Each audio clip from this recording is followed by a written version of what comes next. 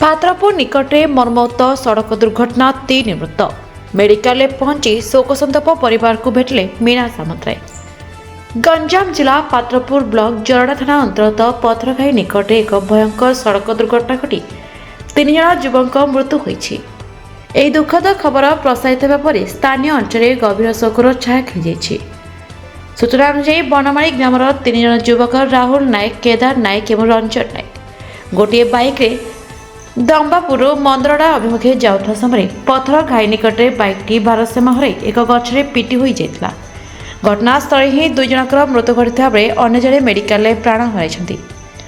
ଏହି ମର୍ମନ୍ତୁଦ ଦୁର୍ଘଟନା ବିଷୟରେ ଶୁଣିବା ପରେ ଚିକିଟି ବିଧାୟକ ଧର୍ମପତ୍ନୀ ତଥା ବିଶିଷ୍ଟ ସମାଜସେବୀ ଶ୍ରୀମତୀ ମୀନା ସାମନ୍ତରାୟ ତୁରନ୍ତ ପାତ୍ରପୁର ଗୋଷ୍ଠୀ ସ୍ୱାସ୍ଥ୍ୟ କେନ୍ଦ୍ରରେ ପହଞ୍ଚିଥିଲେ। ସେ ସେଠାରେ ମୃତକଙ୍କ ପରିବାର ଲୋକଙ୍କୁ ଭେଟି ସମବେଦନା ଜଣାଇବା ସହିତ ସେମାନଙ୍କୁ ଧୈର୍ଯ୍ୟ ଧରିବାକୁ କହିଥିଲେ। ଏଭଳି ଦୁଃଖଦ ସମୟରେ ସେ ପରିବାର ସହିତ ଅଛନ୍ତି ଏବଂ ସରକାରୀ ସହାୟତା ଯୋଗାଇ ଦେବା ଦିଗରେ ସମସ୍ତ ପ୍ରକାର ପ୍ରୟାସ କରିବେ ବୋଲି ପ୍ରତିଶ୍ରୁତି ଦେଇଛନ୍ତି।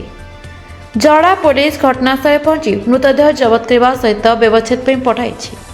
ଦ୍ରୁତଗତି ଯୋଗୁଁ ଏହି ଦୁର୍ଘଟଣା ଘଟିଥିବା ପ୍ରାଥମିକ ତଦନ୍ତରୁ ଜଣାପଡ଼ିଛି।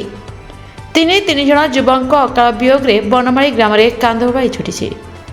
ଚିକିଟିରୁ କବିରାଜ ପାତ୍ରଙ୍କ ରିପୋର୍ଟ, ପ୍ରତୀକ୍ଷା ନ୍ୟୁଜ୍।